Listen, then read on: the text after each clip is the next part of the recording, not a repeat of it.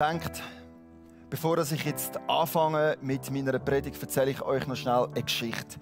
Die hat nichts mit dem Thema zu tun, einfach lustige Geschichte zu erzählen. Ist okay?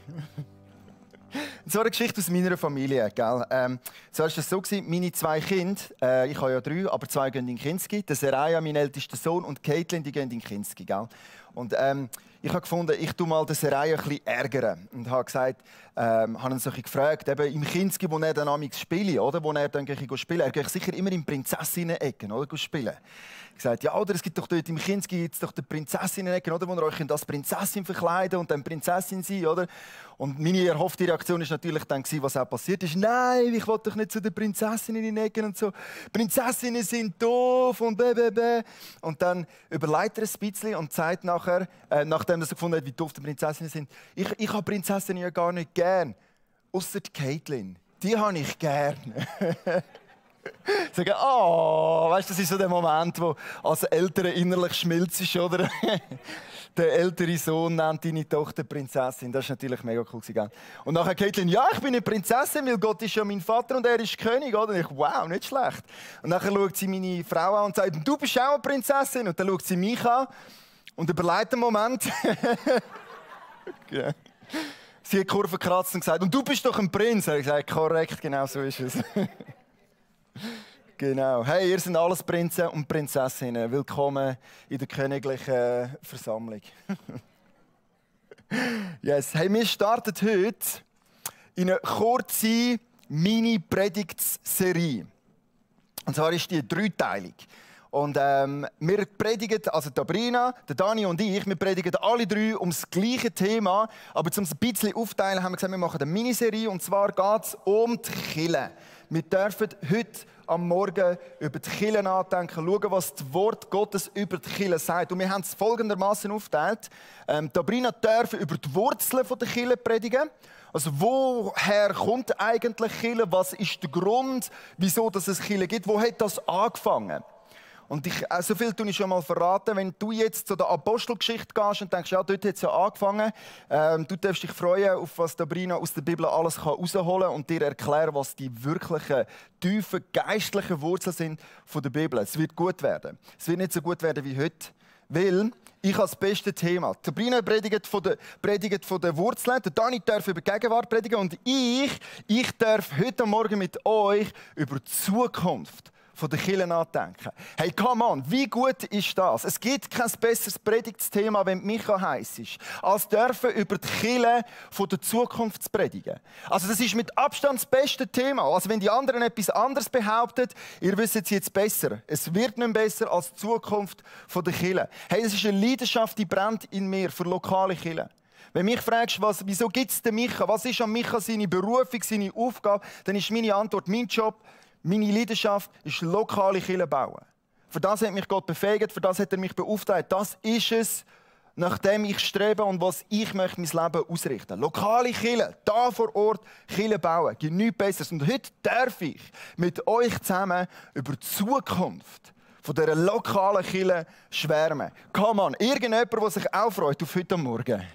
Hey, irgendwelche Leute, die begeistert sind über Kirche. Yes! So gut. Nein, ich muss mich recht zusammenreißen, dass ich nicht explodiere vor Freude, weil es geht heute Morgen wirklich um Herzensangelegenheiten für mich. Verstehst du? Also, ich darf über die Zukunft der Kirche reden. Und wenn ich die Zukunft der Kirche rede meine, dann ist das nicht einfach, dass wir da gerade das richtig haben am Anfang. Es geht heute Morgen nicht so darum, eine Prognose abzugeben für die Zukunft der Kirche. Also, weißt, vielleicht kennst du das von der Wirtschaft oder Wirtschaftsprognosen. Ja, da tut man mal alle Faktoren, die da sind, auseinandernehmen und gewichten und kombinieren und interpretieren und dann kommen irgendwelche gescheiten Köpfe schlussendlich mit einer Prognose hinterführen, wie dann die Zukunft könnte aussehen. Und wir alle wissen, ja okay, es könnte aber auch gerade so gut nicht so aussehen, oder? Die Wirtschaftsprognosen, wo du Faktoren kombinierst, um das geht es heute Morgen nicht. Ich werde nicht mit euch spekulieren, was das beste Kirchenbaumodell dann wäre von der Zukunft, oder? Es geht heute nicht darum, ja, wir müssen Hauskirchen bauen, das ist es, was die Zukunft braucht. Wir müssen mehr Lobpreis gewichten, ja, die Lehre müsste aufgehen und all diese Sachen. Um das geht es heute Morgen nicht. Wir schauen die Zukunft der Kirche nicht an aufgrund von Faktoren, die wir interpretieren. Sondern ich möchte heute Morgen über die Zukunft der Kirche predigen, auf etwas, das viel mehr Bestand hat, als wir uns das je vorstellen könnten und wo wir je Faktoren definieren und interpretieren. Ich möchte die Zukunft von der Bibel, von der Kirche heute Morgen basiert auf dem Wort Gottes mit euch anschauen. Weißt, Gott sagt über sein Wort, wenn alles andere vergangen ist, wenn es nichts mehr gibt, alles, was wir kennen, nicht mehr existiert, mein Wort wird Bestand haben, wird weitergehen. Das ist es, worauf wir uns heute Morgen basieren und worauf wir heute Morgen wollen, in die Zukunft der Kirche schauen. Also sind wir einig, es geht heute Morgen nicht um Prognosen, sondern es geht darum zu schauen, was das Wort Gottes, das Bestand hat, sagt über die Kirche der Zukunft. Das wollen wir heute Morgen machen. Und zu dem hin möchte ich jetzt gerade beten mit uns zusammen. Und zwar möchte ich beten, dass der Heilige Geist uns ein neues Verständnis und eine neue Leidenschaft und eine neue Freude ab der Zukunft der Kirche gibt. Um das möchte ich jetzt beten. Heiliger Geist, du siehst die Herzen, die da sind. Du siehst die Menschen, die du zusammengeführt hast. Jesus Christus, wir freuen uns, dass wir heute Morgen dein Lieb sein dürfen. Dass wir versammelt sein in deinem heiligen Namen, der über allen anderen Namen steht. Und ich bitte dich jetzt, dass du die Predigt brauchst, dass du dein Wort auftust für uns, dass du es lebendig lässt werden, auf das es etwas verändern in uns drinnen. Jesus, gib uns Freude und Lust für die Kirche der Zukunft. Dass wir eins werden mit deinen Plänen, dass wir eins sein mit dem, was dir wichtig ist. Und dass wir im Gleichschritt mit dir in die Zukunft der Kirche gehen. Für das möchte ich bitten, dass du das jetzt heute Morgen tust. Amen. Amen. Ich sage das selber immer wieder, gell? Ich brauche Übersetzung vom Heiligen Geist. Und will ich das so viel sagen, hat das heute Morgen sogar jemand gebetet für mich. So, Heiliger Geist, übersetzt du heute Morgen den Micha? Und ich fand, Amen, ich brauche Übersetzung. Und das ist wahrscheinlich heute Morgen auch so. Und ich glaube ganz fest an die Kraft vom Heiligen Geist, die jetzt gerade wird übersetzen, was ich sage. Also, Wort Gottes anschauen wir anschauen, was die Zukunft der Kirche ist. Und wir möchten einsteigen mit einer Bibelstelle aus dem Matthäus. Kurzer Kontext zu der Stelle, die wir jetzt gerade anschauen. Das ist ein Gespräch zwischen Jesus und den Jüngern, wo wir nur einen Vers daraus anschauen. Und man kennt die Bibelstelle. Es ist nämlich die Bibelstelle, wo Jesus seine Jünger fragt: Hey, was sagen eigentlich die Menschen, wer ich bin? Sie sind ja doch schon ein Zeitchen miteinander unterwegs, oder? Und Jesus fragt mal seine Jünger: Was denken eigentlich die Menschen, wer ich bin? Was sagen sie über mich?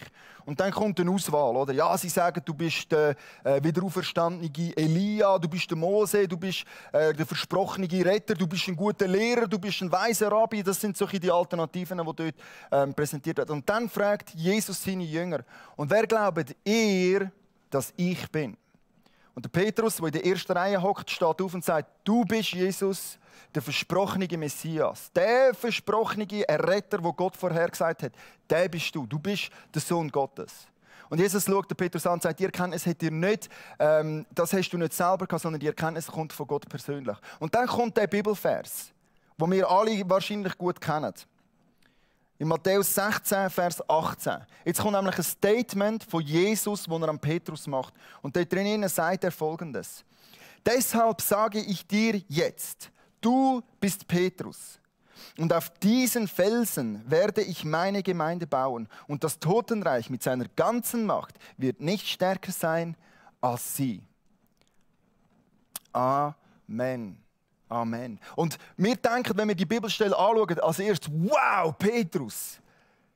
Leck du mir, hast du da eine Aufgabe bekommen? Hast du da eine Voraussage bekommen? Hast du da ein Mandat bekommen? Hey, auf dem Stein baut Jesus seine Kirche. Und was wir da aber vergessen häufig oder nicht erkennen, ist folgende Aussage: Jesus baut seine Kirche.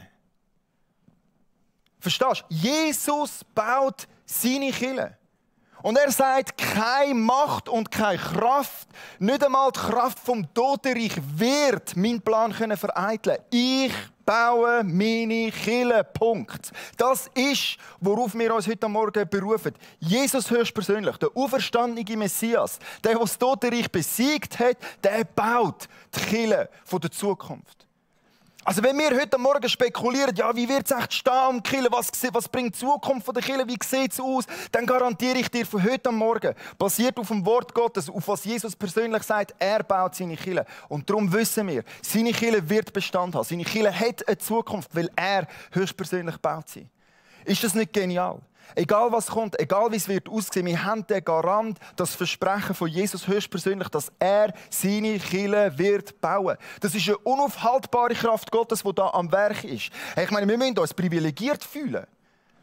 Egal was Corona bringt, egal was sonst noch für Herausforderungen kommen, für uns heute Morgen im Kreuzpunkt dürfen wir wissen, Jesus höchstpersönlich, der auferstandene Messias, der sagt, und keine Kraft und keine Macht, nicht einmal das Totenreich mit all seiner Kraft und Macht wird das können stoppen. Das ist eine unaufhaltbare Kraft Gottes, die am Werk ist, in uns, heute Morgen, in seiner Kirche.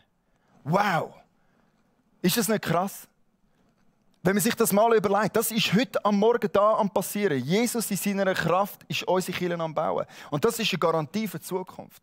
Ich weiss nicht, wie es dir geht, aber mich lässt das ruhiger schlafen. Ich darf wissen, Jesus höchstpersönlich ist involviert in unserem Bauprojekt drin, in unserem Kirchenbauprojekt drin. Egal was wird, er baut sie. Und ich habe gefunden, wenn Jesus baut, bin ich dabei. Egal wie es aussieht, egal wenn Veränderungen kommen, egal was für Herausforderungen kommen, ich weiss, er baut, also bin ich dabei. Wie geht es dir in dem? Bist du auch dabei, wenn Jesus baut? Willst du nicht auch dabei sein? Und wenn er sagt, hey, und schau nur, das Totenreich wird probieren, die werden alles geben, die ganze Macht wird vielleicht kommen gegen die Kirche, aber ich baue sie und nichts wird die Kirche stoppen. Ich meine, das ist Garantie-Erfolg. Es gibt nichts auf dieser Welt, wo so Garantie-Erfolg verspricht wie Kirche bauen. Weil er baut selber und er sagt, hey, und es gibt nichts, wo das wird stoppen. Also das ist die Zukunft der Kirche. Okay, zweitens, der zweite Punkt, was Jesus sagt über die Zukunft der Kirche. Jesus sagt, die Kirche der Zukunft muss wachsen. Jesus lässt die Kirche wachsen. Das ist die Zukunft der Kirche. Wir schauen miteinander an, die Bibelstelle aus Matthäus 13, 31, Vers 33. Wo Jesus seine Jünger lehrt und alle, die es interessiert und zulassen, wo er erklärt, wieso das so ist.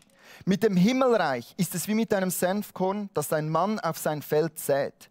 Es ist zwar das kleinste aller Samenkörner, aber was daraus wächst, ist größer als alle anderen Gartenpflanzen. Ein Baum wird daraus, auf dem viele Vögel sich niederlassen und in dessen Zweigen sie nisten. Jesus erklärt ihnen noch ein Gleichnis. Mit dem Himmelreich ist es wie mit dem Sauerteig. Eine Frau nimmt eine Handvoll davon, mengt ihn unter einen halben Sack Mehl und am Ende ist die ganze Masse durchsäuert. Also das Kirche in der Zukunft wird wachsen. Weil das ist die Natur vom Himmelreich. Jesus selber sagt, es ist wie ein Senfkorn, das du setzt und daraus wächst etwas und es entsteht etwas Grosses und es wird immer grösser werden, es wird wachsen. Das Gleiche mit dem Sauerteig. Kirche wird wachsen, weil er sagt, es ist wie der Sauerteig. Wie ein Teig, wo du nimmst, du ein bisschen Sauerteig drin und dann schafft das und das macht. Und schlussendlich ist das ganze Ding, der ganze Teig, am Ende durchsäuert. So ist es mit dem Himmelreich von Gott. Unsere ganze Welt soll durchsäuert, durchdrungen werden von seinem Reich. Und das Instrument, das er auserwählt hat, um das zu machen, um sein Königreich in die Welt herauszubringen und die ganze Welt durchdringen, ist seine Kirche. Also die Zukunft der Kirche heisst Wachstum. Schau mal, die ersten paar Tage der Kirche an, also, wo sie sich nachher anfangen zu treffen haben, in dieser Tradition, wo wir heute drin stehen. Apostel sind zusammengekommen, haben an Pfingsten gelehrt. 3000 Menschen haben sich am ersten Tag eins bekehrt. Und dann lesen wir in der Apostelgeschichte, und Gott hat täglich dazugefügt. Das ist konstant gewachsen. Das ist Gottes Wille für die Zukunft. Und das müssen wir uns klar werden. Das bedeutet ein paar Sachen für uns. Hey, wir als Kirche wollen und sollen wachsen. Nicht, weil wir Pastoren das mega lässig finden, um zu mehr Leute zu predigen, oder weil wir als Gemeindeleitung gefunden haben, ja, wir müssen irgendwie eine Strategie entwickeln zum Wachsen. Nein, simpel und einfach, weil das die Zukunft der Kirche ist. Jesus selber sagt, das muss wachsen. Er braucht so viele Bilder, der Sämann, oder? 100-facher Ertrag. Der Weinstock, der soll wachsen und soll Frucht bringen. Es ist ein Wachsensorganismus und so ist es mit der Kirche. Also, ja, stell dich auf eine wachsende Kirche ein. Ich glaube, wir müssen realistisch sein in dem drinnen und sagen, die Kirche, die soll wachsen. Das ist einfach die Zukunft. Nach Gottes Willen soll die Kirche wachsen. Wenn du sagst, aber ich kann es gerne klein und eng und persönlich, es tut mir leid, die Kirche der Zukunft wächst. Wenn du nicht bereit bist, zum Veränderung zu akzeptieren, ja, ich weiss, das ist jetzt gar nicht schwierig zu hören für dich, aber die Zukunft bringt Wachstum und das heisst konstante Veränderung. Und wir müssen uns alle darauf einstellen. Darum bringen wir als Kirche Kleingruppen immer wieder in den Vordergrund bringen. Kleingruppen sind so extrem wichtig, auf das wir weiter wachsen dürfen. Brauchst du eine kleine Gruppe von Menschen, wo du trotzdem Familie leben kannst, im Grösseren, in der grossen Familie drinnen. Also hey, die Zukunft der Kirche ist Wachstum.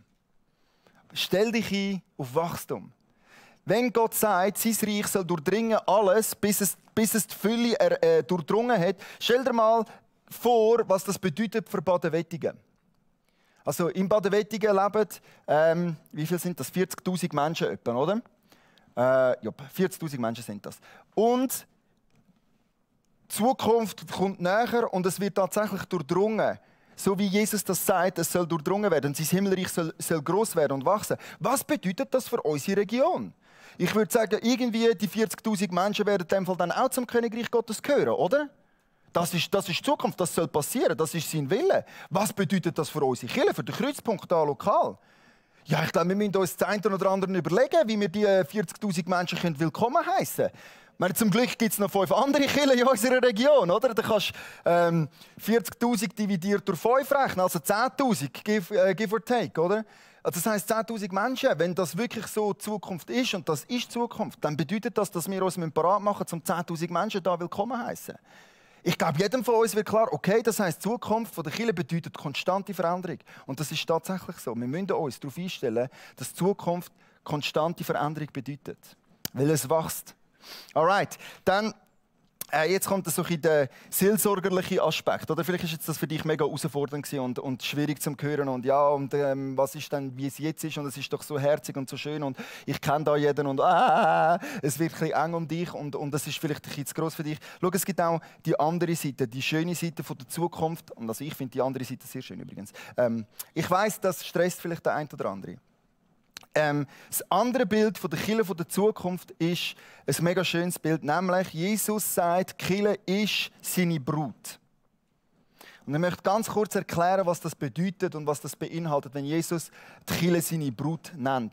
Und das müssen wir ganz kurz die Tradition von Verlobung und von Heirat im jüdischen Kontext erklären. Sind ihr bereit? Sind ihr noch wach? Super, gut. Okay, gut, jetzt bin ich beruhigt. Zwar ist das so gelaufen. Hochzeiten sind ja eher arrangiert, also nicht eher arrangiert, Hochzeiten in dieser Zeit sind arrangiert gewesen. Sprich, Familien haben geschaut, ob das matcht, und wenn die Familien okay sind damit, ist der Bräutigam zu seiner Brut gegangen mit einem Kelch von Wein. Und er ist zu der Brut gegangen und hat gesagt, das ist der Kelch, ich offeriere mich dir selber. Und dann, wenn die Verlobung akzeptiert worden ist, hat seine Auserwählte mit ihm zusammen aus dem Kelch getrunken. Und das war ein Verlobungsritual. Zusammen aus einem Kelch von Wein trinken. Also alle, die sich ein bisschen auskennen in der Bibel, wir werden nachher Abendmahl feiern. Ja, Jesus Abendmahl ist Verlobungsfeier mit Jesus. Das feiern wir nachher. Ihr dürft mit Jesus zusammen aus dem Kelch trinken und Ja sagen zu seiner Einladung. Mega schönes Bild für Abendmahl, gell? Und das ist passiert. Und dann im jüdischen Kontext ist der Bräutigam ist nachher wieder weggegangen. Also die zwei sind getrennt worden, die Brut und der Bräutigam. Und der Bräutigam, sein Job war, er ist einen Ort bereit machen, eine Wohnung bauen für die zukünftige Ehe, um drinnen stattfinden und zum Leben. Also er ist nachher bauen, handwerken und hat einen Ort bauen. Und der Vater vom Bräutigam hat bestimmt, wann das Haus oder der Ort, den er jetzt baut hat, genug gut war. Also quasi, der Sohn hat gekribbelt und krampft, bis der Vater gefunden hat, okay, da können wir jetzt eine Frau drin reinlassen, das kommt gut so. Und dann hat er dann dürfen feierlich seine Brut abholen. Jetzt, ich meine, ihr seht jetzt gerade all die Parallelen. Ich habe schon mal eine lange Predigt über das gemacht. Ich tue das jetzt kurz erzählen. Gell? Jesus sagt, ich gehe und mache eine Wohnung bereit für dich. Ja, das ist Verlobungssprache, die er dort braucht. Er geht einen Ort vorbereiten, bis der Papi sagt, jetzt ist genug gut, jetzt kannst du gehen und jetzt kannst du sie holen. Und dann kommt der Moment, die Brut weiss das nicht, wenn der Moment ist. Die wartet einfach, die macht sich bereit. Und das ist der Job der Brut. Sie macht sich bereit auf den Tag X. Irgendwann kommt sie. Irgendwann kommt der Tag. Der Bräutigam kommt und nimmt seine Brut und holt sie zu sich heim in ein neues Daheim.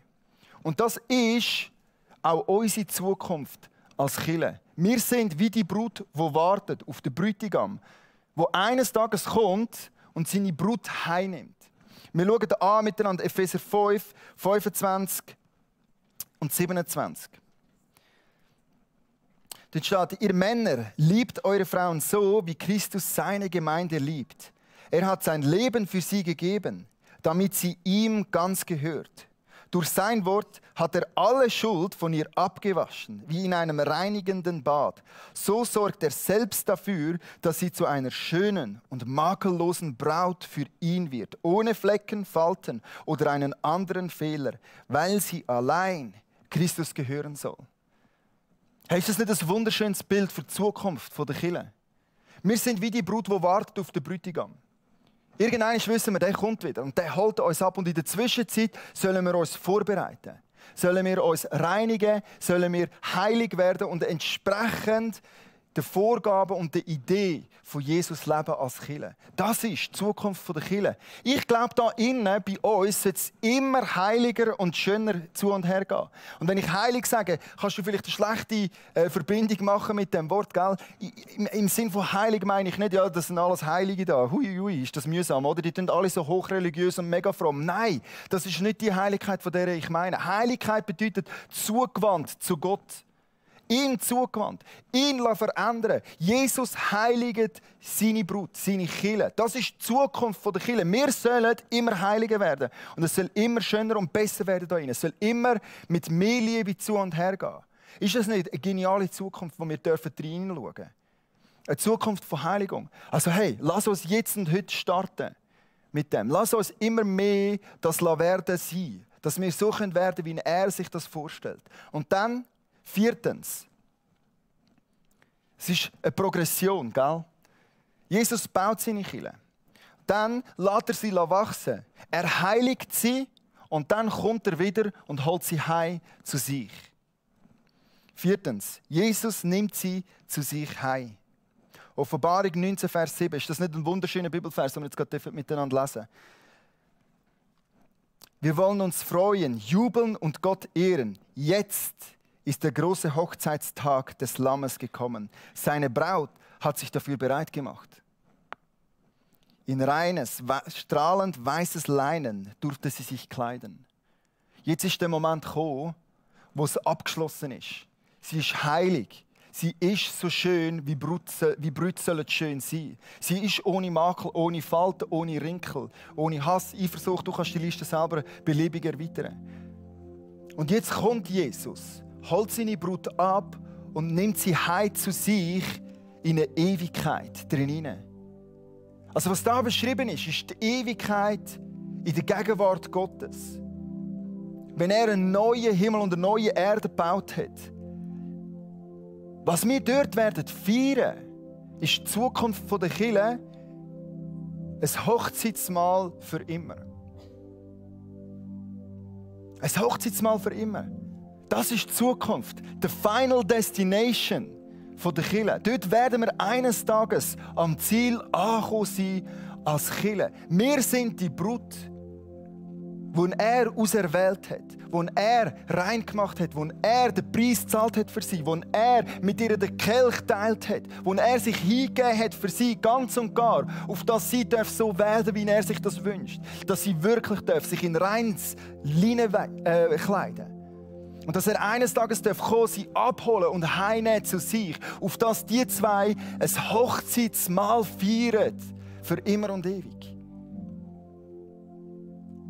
Das ist, wo wir als Kirche eines Tages werden hergehen. Verstehst du, Kirche ist nichts Temporäres. Kirche ist etwas Ewiges. Das wird Fortbestand haben, bis in alle Ewigkeit drin. Und wir gehören heute schon dazu. Also es sollte eigentlich bei uns immer mehr himmlisch werden. Verstehst du? Leute sollten da reinkommen und einen Vorgeschmack bekommen von dem Hochzeitsmahl, das mal wird sein. Und sie sollten grundsätzlich Hunger bekommen, um Teil sein von dieser Gemeinschaft. Dass sie auch Teil sein von dieser Gemeinschaft. Um das geht's. Das ist die Zukunft der Kirche. Und ich möchte jetzt mit folgendem Bibelvers schliessen. Es ist eigentlich eine Einladung. Und ich möchte die Einladung aussprechen, vielleicht gerade, wenn du jetzt im Livestream am Zuhören bist. Und du bist so, wie soll ich sagen, auf der Kippe, bist du nicht so sicher, ob du wirklich willst, zu einer Kirche gehören oder nicht, oder wie das genau funktioniert mit Kirche. Vielleicht bist du auch da rein und bist so ein bisschen unsicher, unschlüssig. Bin ich nur Gottesdienstbesucher oder gehöre ich da zu dieser Kirche? Ich möchte dir folgende Einladung aussprechen. Aus der Offenbarung 22,17. Der Geist Gottes und die Braut rufen, komm. Komm. Und wer diesen Ruf hört, soll ebenfalls sagen, komm. Wer Durst hat, der komme. Wer will, der trinke vom Wasser des Lebens. Er bekommt es umsonst. Komm. Die Brut ruft dir zu. Komm. Du gehörst zu uns. Wir wollen dich einladen in die Gemeinschaft. Du sollst Teil sein von dieser Brut. Wir rufen, komm. Und weißt du, zum ganz klar sein, das ist eine von diesen Einladungen, die zwar tönt wie eine Einladung, aber es ist nicht wirklich eine Option zum Nein sagen. Weißt? Kennst du so Einladungen, oder? Oder Eltern sind mega gut, um ihre Kinder so einzuladen, gell? Hey, übrigens, diesen Sonntag am Mittag gibt es das Mittag bei uns. Und es wäre mega schön, wenn du würdest kommen. Und jeder weiss, das heisst, du kommst heute da an den Esstisch. Debbie erzählt, meine Schwester schafft viel mit Asylantenkindern, oder? Und sie kennt die Einladungen sehr gut, gell? Wenn sie bei diesen Familien ist, dann heisst es immer wieder, Debbie, komm, du musst wieder mal kommen. Es tönt zwar wie eine Einladung, aber sie weiss ganz genau, das ist nicht optional. Das sagst nicht Nein zu dieser Einladung. Und verstehst du, Kirche ist genau so eine Einladung. Komm, du musst kommen. Du gehörst da dazu, wir wollen dich. Wir brauchen dich. Es gibt keine Option. Kirche ist ewig. Kirche wird in alle Ewigkeit Bestand haben. Hey, wir feiern mal eines Tages Hochzeit in der Ewigkeit. Verstehst du? Jesus hat seine Kirche auserwählt. Er sagt, ich baue die Kirche. Jesus lässt sie wachsen. Jesus heiligt sie und Jesus nimmt sie zu sich heim. Das ist die Zukunft der Kirche. Du kannst heute Morgen nicht Ja sagen zu Jesus und Nein zu seiner Kirche. Das geht nicht. Das ist nicht eine Option. Stell dir vor, du würdest Ja sagen und sagen, hey Micha, du bist mega cool, ich möchte gerne dir nachfolgen. Ich möchte gerne mit dir unterwegs sein und es ist mega lässig mit dir. Und ja, Dunja, deine Frau, finde ich eigentlich eher ein bisschen blöd. Mit der will ich lieber nichts zu tun haben. Das geht nicht. Und genau so ist es mit Jesus. Du kannst nicht Ja sagen zu der Rettung, die Jesus dir gibt. Und sagen, ich gehöre zu dir, Jesus, ich folge dir nach. Ja, weißt du, was ist Jesus am machen? Er baut seine Kirche. Das hat er ja gesagt, das macht er immer noch. Er ist am Raum vorbereitet, um seine Kirche eines Tages heimholen zu dir. Ja, was wird das für ein Hochzeitsmahl, für ewig? Wo das Lamm und die Brut Hochzeit feiern, aber du gehörst gar nicht irgendwie zu dieser Brut, das geht nicht. Verstehst du, Jesus sagt in seinem Wort, ich nehme dich, du bist ein lebendiger Stein und ich baue dich ein in dieser Kirche. Also es gibt gar keine Option. Das ist eine Einladung, die tönt wie eine Einladung, aber eigentlich gar keine ist. Komm. Der Heilige Geist und die Brut sagen dir heute Morgen, komm. Du gehörst da dazu. Du kannst dich nicht ausschliessen von dieser Kirche. Und ich weiss, das ist nicht immer ganz einfach für Menschen, um das zu hören. Vielleicht bist du verletzt worden von der Kirche. Vielleicht ist es mega schwierig zum Kommen für eine Kirche. Und wenn ich von Wachstum rede und von vielen Leuten und Kirche, die gross soll werden, weil das ist die Zukunft der Kirche, die soll wachsen. Und das macht etwas mit dir und du hast Angst und du willst lieber nicht. Weißt du was? Ich fühle wirklich mit dir und es tut mir leid. Du musst etwas machen, was du nicht gerne machst. Aber Kirche ist nicht optional. Es gibt keine Alternative zur Kirche. Es ist die Zukunft. Verstehst du? Bis in alle Ewigkeit gibt es Kirche.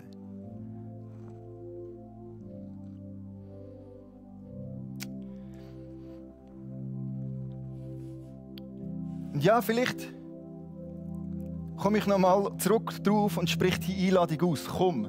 Und zwar kommt doch am 9. September an unsere Vorstellung, wenn wir unsere Kirche vorstellen. wo mir sagen, um was es geht. Wenn du jetzt gehört hast und findest, okay, ich bin irgendwie ein bisschen überführt von dieser Bibelstelle und von dieser Auslegung und das macht etwas mit mir und eigentlich möchte ich gerne Teil sein von Kirche, dann lade ich dich ein. Komm, einfach am 9. September, melde dich an. Wir nehmen uns gerne Zeit für dich. Wir erklären dir, um was es geht bei uns in der Kirche. Wenn es nicht die lokale Kirche ist, einfach um das auch noch zu sagen, gell? Der Kreuzpunkt ist nicht die einzige Kirche, die es gibt. Ist nicht die einzige Kirche, wo Jesus jetzt am Bauen ist. Es ist eine von denen. Wenn du dich noch jemand anders in einer Kirche verpflichtend dabei dazu tun, dann ist das auch im Sinn von Gott. Aber keine Kirche ist keine